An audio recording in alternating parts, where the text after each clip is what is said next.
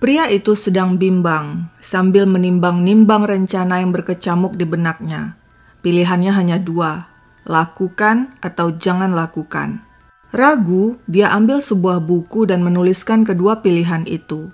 Beberapa saat dia berpikir, dan kini hatinya mantap sudah. Pilihannya jatuh pada lakukan. Dia pun bergegas pergi mendatangi target. Ibu Yulianti Dwi Astuti Limanto berusia 50-an. Dirinya pendeta pembantu di GBI atau Gereja Bethel Indonesia Diaspora Sejahtera di Lawang, Malang. Rumahnya berlokasi di Perum Istana Bedali Agung, Malang. Secara rutin di rumah Ibu Pendeta diadakan acara doa setiap Senin, Rabu, dan Jumat. Dan demikianlah pada Rabu 4 Maret 2015 seperti biasa, beberapa jemaat mendatangi rumah Pendeta Yulianti untuk acara doa. Tapi pintu rumah tertutup rapat. Mereka mengetuk dan memanggil berkali-kali, tidak ada jawaban. Jemaat pun pulang. Pada Jumat 6 Maret sesuai jadwal, jemaat kembali mendatangi rumah Ibu Pendeta untuk acara doa.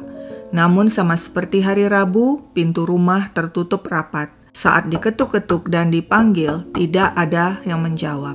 Jemaat yang khawatir melaporkan hal itu kepada Polsek Lawang. Polisi lantas mendobrak masuk.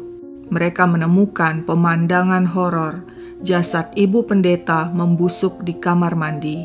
Diduga seseorang telah membunuh wanita itu sejak beberapa hari lalu. Seluruh wajahnya dilakban mirip mumi. Di bagian kepala ada luka yang diduga akibat hantaman batu. Batu itu ditemukan berlumuran darah di dekat jasad. Polisi menanyai jemaat dan warga sekitar. Ada tetangga yang menyebut-nyebut nama Nando, sopir Ibu Pendeta. Si tetangga mendengar pada hari Selasa 3 Maret 2015 suara pertengkaran antara Nando dan Ibu Pendeta. Lalu dia melihat Nando pergi membawa mobil Datsun Go milik sang pendeta. Polisi segera mendatangi dan menanyai Nando. Tapi pria itu membantah. Dia tidak tahu menahu tentang tewasnya Ibu Pendeta Yulianti. Lagi pula dia sudah berhenti jadi sopir Ibu Pendeta dan penggantinya adalah Ego.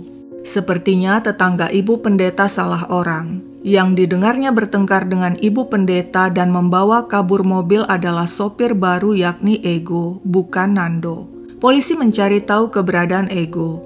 Mereka datangi rumah mertuanya di Desa Songsong di Kecamatan Singosari, Malang. Namun ternyata Ego mengetahui kedatangan polisi dan lewat pintu belakang segera kabur.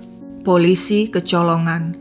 Meski begitu, saat menggeledah rumah mertua Ego, mereka menemukan mobil Datsun Go dan barang-barang lainnya milik Ibu Pendeta. Beberapa hari polisi memburu Ego dengan dibantu pasukan anjing pelacak K9.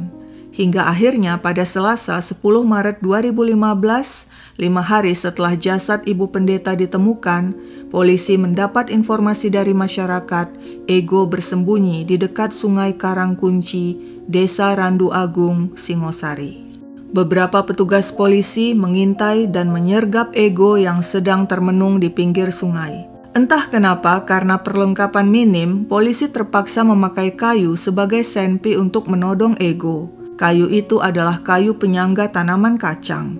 Akibatnya, polisi kena semprot pemilik lahan yang memarahi petugas karena dianggap telah merusak tanaman kacang di kebun miliknya di pinggir Sungai Karangkunci. Untunglah kemudian si pemilik lahan mengerti setelah polisi menjelaskan tujuan operasi mereka. Setelah berhasil diringkus, Ego yang menangis digiring ke Polsek Singosari. Di tahanan, Ego menjelaskan kepada polisi juga wartawan tentang aksi kejinya. Saya tidak berniat membunuh Ibu Yuli. Ego mengaku dia sudah menyusun rencana untuk merampok rumah Ibu Pendeta. Dan rencananya itu sempat dituliskannya di sebuah buku karena dirinya bimbang. Menurut Ego, pada hari kejadian Selasa 3 Maret 2015, dia datang ke rumah Ibu Pendeta sekitar pukul 5 pagi, berpura-pura menanyakan apakah ada kegiatan ibadah. Saat dia masuk ke kamar tidur dan membuka lemari, Ibu Pendeta terbangun. Sontak saja wanita itu marah melihat ulah si sopir yang diam-diam membuka lemarinya. "Kamu maling," kata ibu pendeta yang kemudian melontarkan tuduhan selama ini Ego juga telah mencuri barang-barang milik gereja. Menurut Ego, ibu pendeta saat itu juga menuding dirinya menghasut sopir lama Nando sehingga berhenti sebagai sopir tanpa pamit. Mendengar tuduhan itu, Ego marah, terlebih ketika ibu pendeta bersiap menelpon ayah Ego untuk mengadukan ulah minusnya. Ego kalap. Saat itu juga saya rebut HP Ibu Yuli hingga HP jatuh. Ketika ibu ingin mengambil HP, saya langsung pukul tengkuknya. Kejadian itu berlangsung di ruang tengah. Karena takut ibu pendeta berteriak minta tolong, Ego membenturkan wajah wanita malang itu ke lantai. Saat itu saya lihat Ibu Yuli seperti pingsan dan langsung saya bawa ke kamar tidur. Di dalam kamar menurut Ego, mendadak ibu pendeta sadar dan berusaha kabur. Ego yang kaget segera mengambil batu besar yang digunakan untuk menahan ban belakang mobil, lalu menghantamkannya sekuat tenaga ke kepala, tengkuk, dan badan ibu pendeta berkali-kali hingga wanita itu ambruk. Kemudian dia seret ibu pendeta ke kamar mandi. Setelah itu saya lakban seluruh wajah ibu, lantas menutupi tubuhnya dengan selimut. Ego kemudian mengambil seluruh perhiasan emas milik ibu pendeta berupa kalung, gelang, cincin, anting, juga uang tunai, 1 unit televisi, beberapa HP, dan 2 mesin printer. Tadinya Ego berencana membuang mayat ibu pendeta dengan mobil Datsun Go, tapi batal sebab setiap kali hendak menggotong jasad ke mobil, ada saja warga yang melintas di depan rumah. Akhirnya Ego meninggalkan jasad ibu pendeta di kamar mandi dan pukul 9 pagi kabur dengan membawa mobil milik ibu pendeta beserta barang jarahan. Barang-barang berupa perhiasan dan beberapa HP dijualnya di pasar Lawang. Dia kemudian melanjutkan perjalanan ke rumah mertuanya di Dusun Songsong, Desa Ardimulyo, Kecamatan Singosari. Istri dan anak-anaknya juga berada di sana. Kepada istri dan mertuanya, Ego berbohong dan mengatakan selama ini dia bekerja di Pasuruan dan kebetulan diizinkan bos membawa pulang mobil Datsun Go. Mertua dan istrinya sempat curiga, sebab selama ini Ego dan istri sudah pisah ranjang dan sudah 2 bulan meninggalkan anak istri. Ngakunya kerja di Freeport, Papua, ternyata tidak. Meski Ego beralasan dirinya pulang karena kangen anak, sang istri dan mertua tetap bertanya-tanya mengapa tiba-tiba Ego pulang dengan membawa mobil dan uang banyak serta mendadak royal dan baik. Ego menghadiahi sang istri Ari Wulandari uang 2 juta rupiah dan sebuah HP, sedangkan kepada mertuanya Ego memberikan 500 ribu. Bak orang kaya, Ego lantas mengajak sang istri berlibur dan menyewa villa di Kota Batu. Sepulang dari Batu, dia lihat polisi sudah berada di rumah mertuanya mencari dirinya. Saat itulah dirinya langsung kabur. Selama di pelarian, menurut Ego, dirinya ketakutan karena dihantui bayangan ibu pendeta. Saya sering melihat sosok menyerupai Ibu Yuli. Saya sangat takut tapi tidak bisa berbuat apa-apa. Di persembunyiannya di sekitaran Sungai Karangkunci di Desa Randu Agung Singosari, dia berkemah. Saya tidak makan apa-apa. Saya takut ketahuan. Saya hanya makan tebu dan tanaman. Sebenarnya saya sudah mau menyerahkan diri, tapi keduluan ditangkap polisi. Saat ditanya apakah dirinya punya hubungan asmara dengan ibu pendeta, Ego menegaskan tidak. Dirinya hanya bekerja sebagai sopir ibu pendeta. Ketika terbongkar Ego telah membunuh seorang pendeta, istri dan mertuanya syok. Ari sang istri pasrah. "Kamu sing kuat yo mas," katanya saat datang menjenguk Ego di tahanan untuk memberi semangat. "Saya memaafkan dia, tapi proses hukum tetap berlanjut. Mungkin aku harus move on, sebab aku tidak bisa menangis lagi," kata Ari. Persidangan kasus pembunuhan Ibu Pendeta Yulianti Limanto digelar di Pengadilan Negeri Kepanjen, Malang. Majelis hakim menyatakan Ego bersalah telah melakukan aksi pembunuhan dan perampokan.